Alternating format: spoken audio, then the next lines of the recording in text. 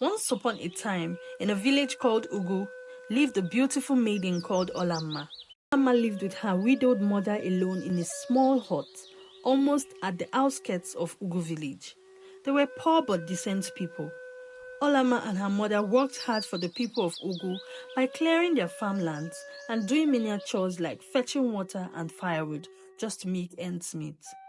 Life had never been easy for Olamma and her mother ever since she was born. It had always been a struggle because they were regarded as outcasts in Ugu village, popularly known as Osu in the eastern lands. It all happened that so many years ago, in the eastern lands, they practiced the tradition that regarded some people as outcasts and others as freeborns, that is the real indigenes of the land. When Olamma's mother was young, she was beautiful and a freeborn. She had many suitors, but she fell in love with Ejike, Olamma's father, who was regarded as an outcast in Ugu village. Her parents swore never to let Ejike marry their daughter.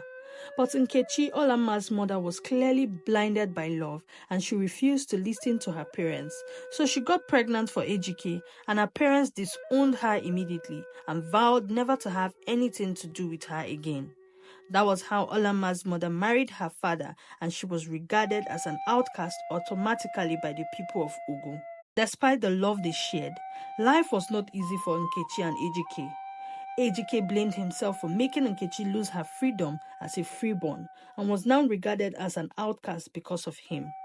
So Ejike took to drinking until he eventually became a drunk. He stopped taking care of his wife and daughter. Instead, he kept wallowing in self-pity and spent all his money on drinks.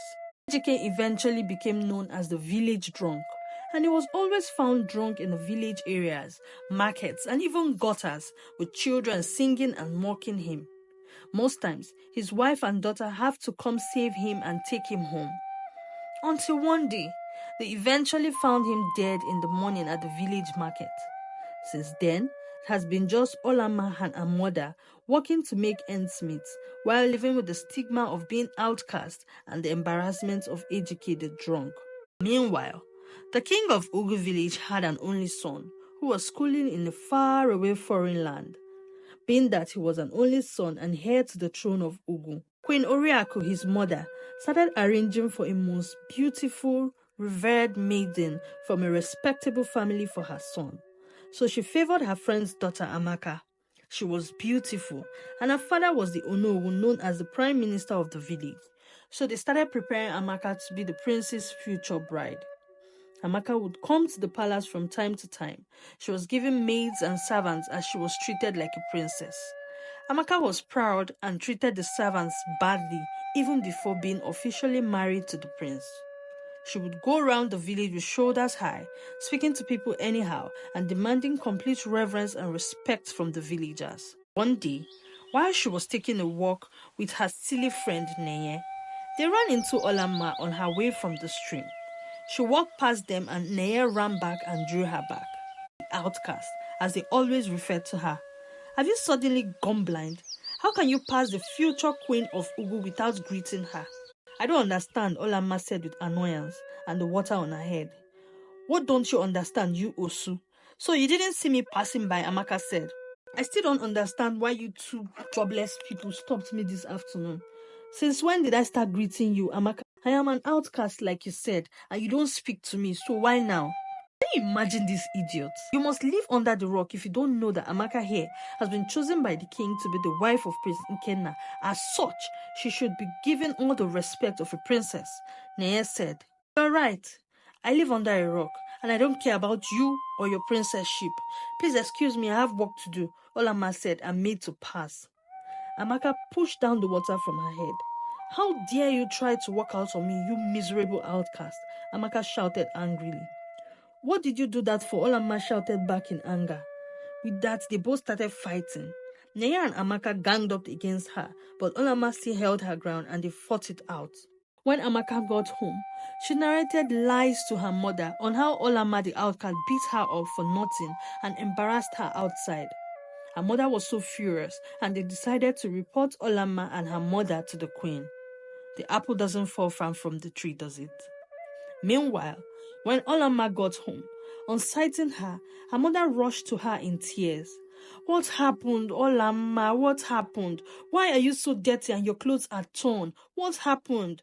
Olamma narrated everything that happened to her mother, and her mother sat there crying and remembering how life had been unfair and difficult for them. They both consoled each other, and Olamma went in to change her clothes and have a bath.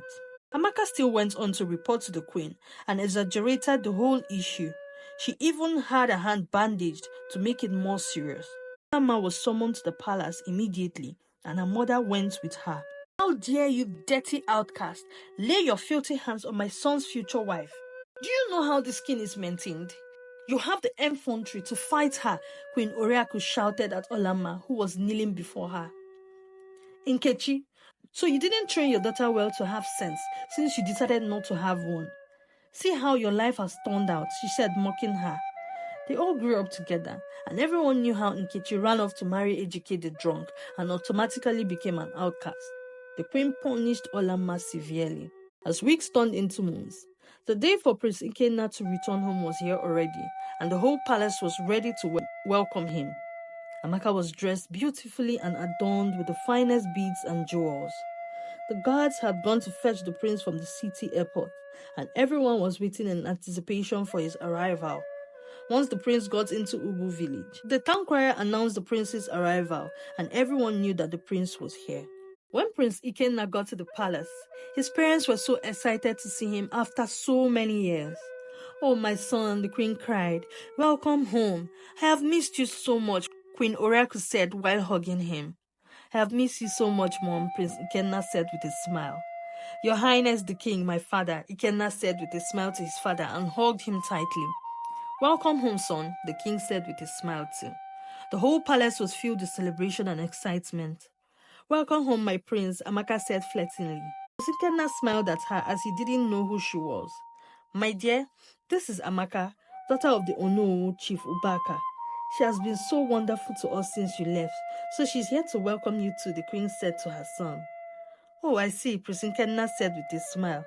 Thank you so much, Amaka. It's nice to meet you. After all the pleasantries, they all went into the palace where the celebration continued. A few days later, Prince Ikenna was still trying to get accustomed to being back and having people at his beck and call, waiting on him at every point.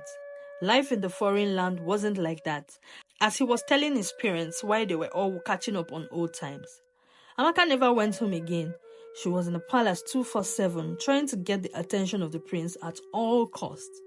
But the feeling wasn't mutual, as Prince Ikenna didn't really fancy Amaka.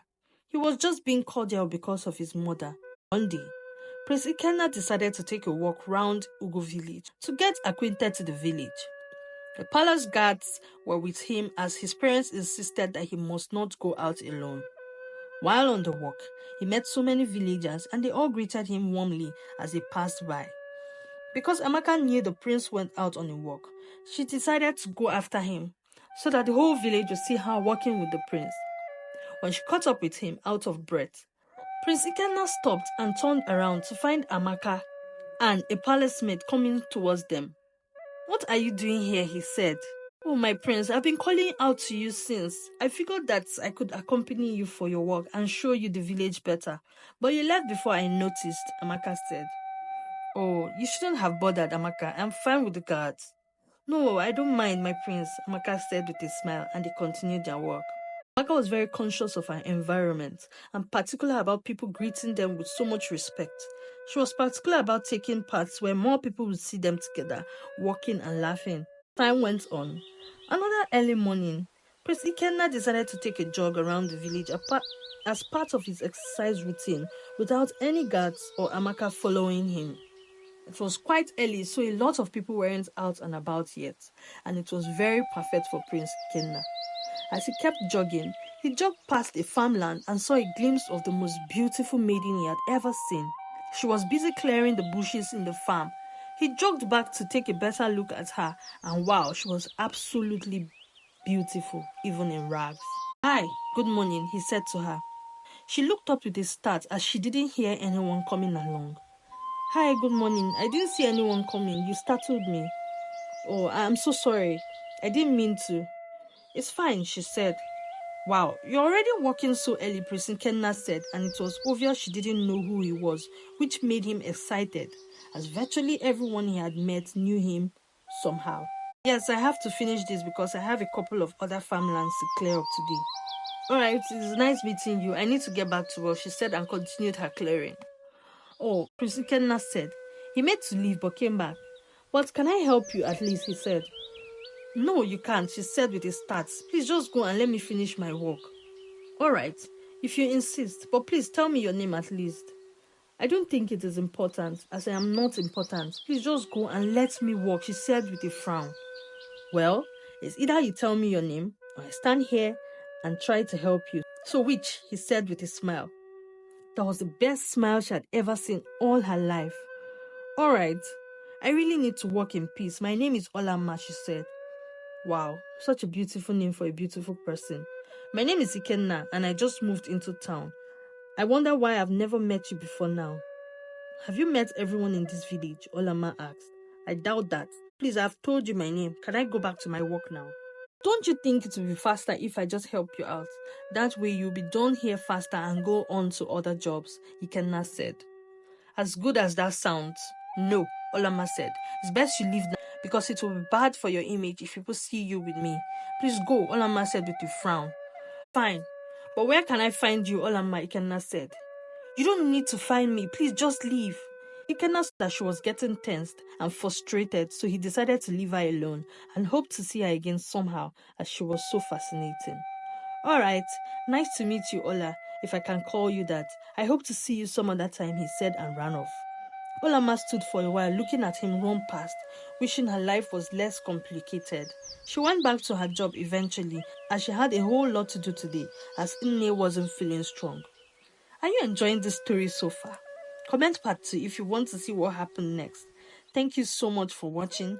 Please like, share and subscribe to us if you haven't. And see you in part 2. Bye.